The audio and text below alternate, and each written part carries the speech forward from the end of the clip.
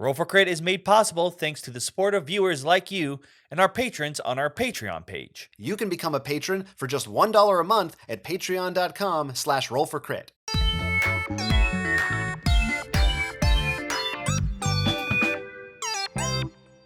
You're tuned in to Roll for Crit for our review of the game Furnace. In this one, all players are capitalists in the 19th century, and you are attempting to make the most money by acquiring new corporations and producing various resources in different amounts in order to become the most profitable player at the table. The game is split into 4 rounds, with each round consisting of 2 phases, an auction and a production phase.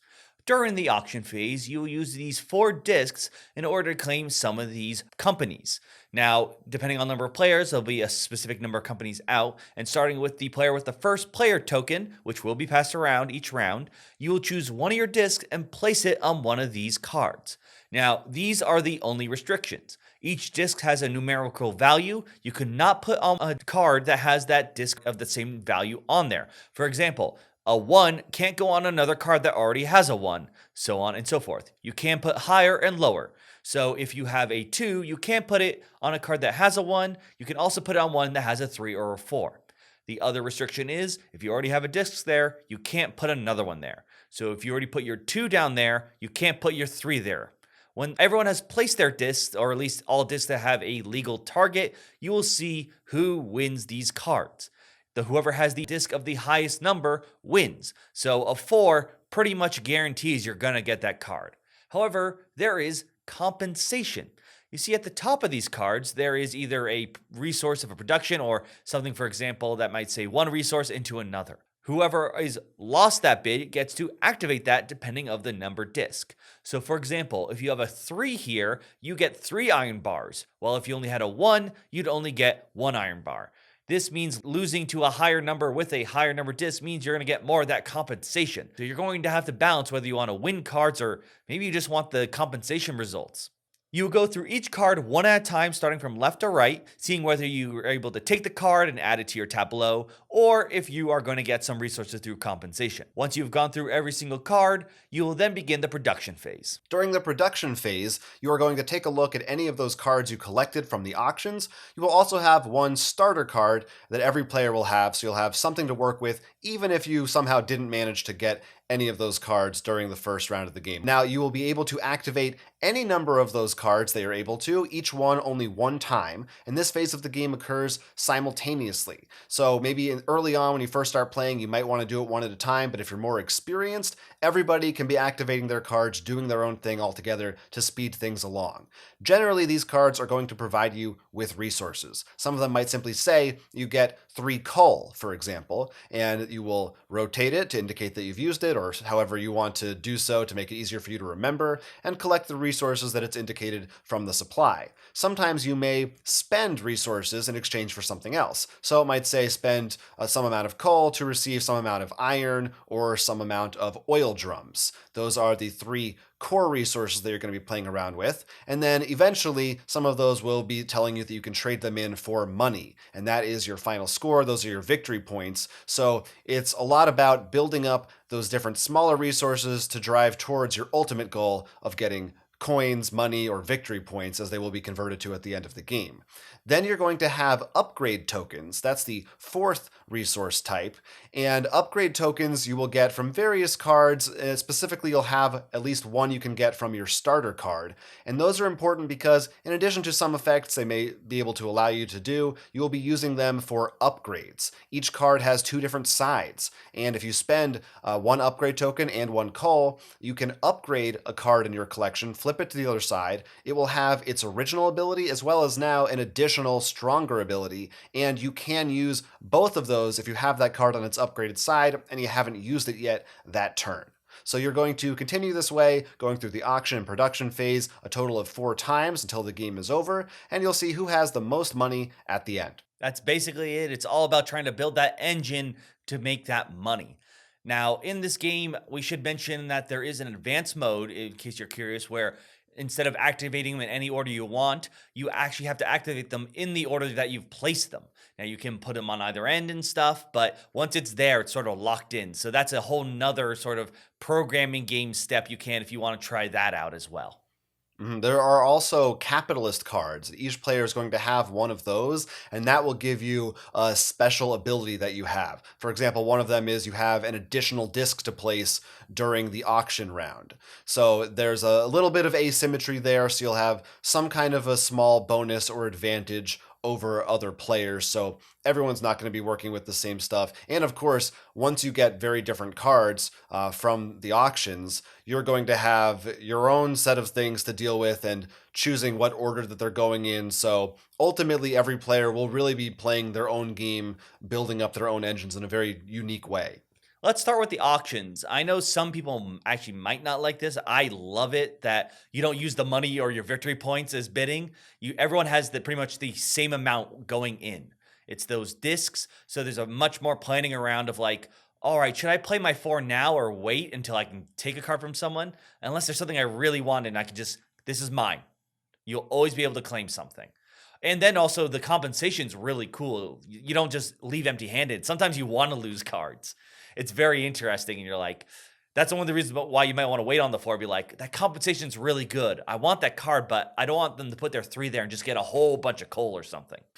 Yeah, you can also use compensation benefits for later compensations. So maybe if there's a compensation card that says you have to spend oil drums, but you don't have any oil drums. Well, maybe if you got compensation from an earlier card that did give you oil drums, you could make that happen for you. So there's a whole other process where you're just trying to decide what to do. It's not just about I want to win every card at any cost. There's more going on. I think it's really interesting the way it works, and it's also you don't have to worry about how much money does that player have left and is it possible Exactly. for me to outbid them. It's very simple. It's very easy to read what you want to do, but there still can be like some upsets. You can still can be surprised when someone takes something you didn't think they were going to take.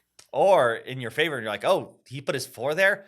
Great. Here's my 3. I'm gonna get that a bunch of that compensation. It really is this keeping track of other players, and because you're not hiding number like coins behind a sheet where you have to sort of like mentally keep track of everyone's bank account. It's much simpler, I think, and that allows a bit more not complexity, but for you to be able to think that way without having to have keep a mental tally on everyone. You know if someone has their 3 or 2 disc.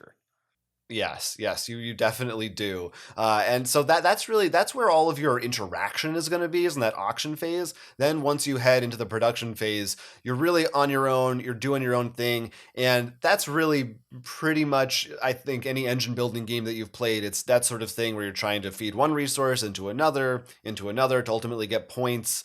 But it isn't. One thing about it is that it's not like, oh, this resource is always the best resource and you're just trying to get up to that. Depending on which cards you have, there will always be cards that will allow you to convert different resources into money. So you may value coal a lot in one game, and in another game find that iron bars are more to your taste and more powerful for you. So I did like that there's some versatility in that sense too. The upgrading is also really nice because that pretty much means every card could be useful in the beginning, and then you can upgrade it to get that better value card. Sometimes you'll actually get a card where the basic one maybe doesn't work for your engine, but as soon as you upgrade it, wow, now I can trade in the resource that I have ton of into those victory points. So I think that's pretty fun too. Now, you can only trigger them each one at a time, including the basic one you start with, which is your main way to get those upgrade tokens and to upgrade. So it becomes very interesting how you have to decide which cards to upgrade unless you're able to get one of those very few cards that give another upgrade token. Those are going to be ones you're going to have a bidding war over, usually. Yeah. Those can be very powerful, and it can feel good to flip multiple cards in one turn and get those more powerful effects. And sometimes, like you said, you might want a card at auction because it's good, but maybe it doesn't work out for you that first round. You're planning long term and hoping something different comes up. There is a limited number of cards. The order you see them and whether you see them all might not happen in every game, so you're not always going to know. And also, it's not like, because the abilities on the cards are very abstract isn't the right word, but it's not like, oh, that's the fireworks factory and it makes the explosion happen. It's very much more laid out in kind of a dry way of like, all right, coal for this, oil drums for this, iron for this. So it's not like you can remember, oh, that good card is coming up, unless maybe you've played this like 100 times. I feel like it's hard to really track that kind of a thing. So it's more about reacting to what comes up in the moment and then piecing that into your engine over time. Crits and misses for Furnace. Crits. The auction mechanics make it simple to track what you're doing and what other players are doing, while still keeping things exciting, involving you with the compensation rewards, and not allowing any one player to get a great lead and being able to outbid everyone else. We've played plenty of bidding games before where you have a turn where you don't really have a lot of money, so you just watch everyone else do things, or one person has so much money they just outbid everyone without a care. Because you all start at the same place with 4 discs, you're never going to have that turn where you feel like you can't do anything, or one player is just too powerful because they have all the resources. The engine building is satisfying and straightforward enough that you're able to build up a system, put it in place, and have it be rewarding for you in just 4 relatively quick rounds. By the end of the game, you will have plenty of fun combos that you're trying to pull off if you did it right. Most of the cards are pretty simple with dealing of one of the 3 resources, so it's not too hard to get some engine going, especially when you hit that 4th round and all your cards are triggering. It's time for those greedy misses. We really enjoyed the auction phase, but the production phase leaves something to be desired. Most of the cards aren't anything special, can fit into any engine, but it also means you're gonna feel like your strategy was the same in the end, no matter what the game results in. There really isn't any player interaction either, so it's not like you're gonna be able to play some cards or do some weird interactions to mess up your opponent's engine. It's not that the engine building is not satisfying, it is a core component of the game and it's very effective, but it doesn't do anything particularly exciting or different. It's fairly generic if you're familiar with this style of game. If you watch this channel often, you'll know that I'm a big fan of deck building games, which in essence is a subset of engine building. That's all that really is. So I really do enjoy being able to build up and slowly increase in power, and you're going to get that here. That said, because most of the cards are very simple, there isn't like you're doing different strategies. The basic example I can think of in DC deck building game when going versus a power build versus an equipment build. No matter what, you're sort of just getting a bunch of resources and turning them into coins. There isn't some really weird drawing or coal acts significantly different versus steel or oil. They're sort of all just the same thing. Yeah, I mean it's a fair criticism to level against it. That's why we did. That's why we said it. I still like it a lot, and I still don't find it. I don't think there's anything too wrong with that. It does just kind of feel like it's simplified to some degree. That you might be going for different resources each time, and I think that's interesting. And which cards that you're after is different, but it's not gonna feel. It's not like, oh man, this time I'm doing the oil strategy. Like Right. it's all ultimately filtering into coins, as you said. There was something almost though refreshing for me about playing this game. A lot of times we play and give a lot of praise, at least I do, to games that do new things and like have crazy different boards or mechanics we've never seen before. This one is almost a nice, refreshing, like back to basics kind of game, but with enough, especially in that auction phase, that mixes things up and combines them in a way that's satisfying. But it's like, sometimes you just want an auction and you'd want a production and you No, just want to and see how those cards like I said, I play off each still other. enjoy it because I like building engines. It's just there's never if you're the kind of person who really likes to try out something weird or zany, all the cards are almost designed, and this is almost like a double-edged sword kind of thing to fit in almost any engine because there's never like this is the oil card because usually it's like it produces oil, but its advanced thing is trade in some coal for steel or for coins or something. They all sort of all intertwine with each other, which is really great because if you don't win the card you think you're going to win, it's still probably going to be somewhat useful to you. Mhm. So that's both a pro and a con. You're never going to feel like, why did I get that card if no one's ever letting me get any superpower cards or whatever. I guess it's those capitalist cards. That's where you might find some of the differences. Like there is one that like, oh, I like iron, for instance. No, That's those are kind of really a- cool, and I do like those. And the auction phase, I love. I'm actually not usually a big fan of auctions because I really don't like those turns when like I have no money this round, and other people know that. And of course, the card I want is there. It always feels like you never have the money you need at the right time, or you feel like you're forced to bid a lot, you feel bad. Because you always have those discs, I never had to worry about that. Or like, oh, I should save some money for victory points if they're also your victory points. It's like, I like that card, so I'll put my 4 there. Or I'm going to hold back because I don't want to give you the hints of what I want. So you try to either A, take it from me, or B, get a very good compensation. That compensation thing too is great. You always come back with something.